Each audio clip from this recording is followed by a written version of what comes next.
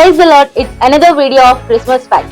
చాలా మందికి క్రిస్మస్ అంటే ఎవరు గుర్తొస్తారు? శాంటా గుర్తొస్తాడు.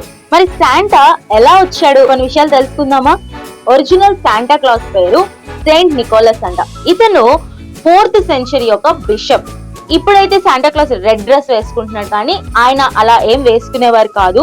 కాకపోతే తనకున్న ఆస్తి అంతా, ఇన్హెరిటెన్స్ అంతా కూడా అవసరతలో ఉన్న వారికి, పేద పిల్లలకి పంచి పెడుతూ ఉండేవాడంట. డచ్ లో అతని నేమ్ ని సింటర్ క్లాస్ అనేవారు. అది తర్వాత శాంటా క్లాస్ అయిపోయింది. ఈ శాంటా క్లాస్ కి డిఫరెంట్ ప్లేసెస్ లో డిఫరెంట్ నేమ్స్ ఉన్నాయి. ఇటలీలో అయితే లే బెఫానా అని పిలుస్తారు, రష్యాలో అయితే డ్యూష్కా మొరోజ్ అని పిలుస్తారు, జర్మనీలో అయితే క్రిస్ క్రింగల్ అని పిలుస్తారు, ఫ్రెంచ్ లో అయితే పేరే నోయల్ అని పిలుస్తారు. ఇదనమాట శాంటా క్లాస్ గురించి. సెయింట్ నికోలస్ కాస్త సింటర్ క్లాస్ చేశారు, సింటర్ క్లాస్ ని కాస్త శాంటా క్లాస్ గా చేశారు. ఇదనమాట అసలు విషయం.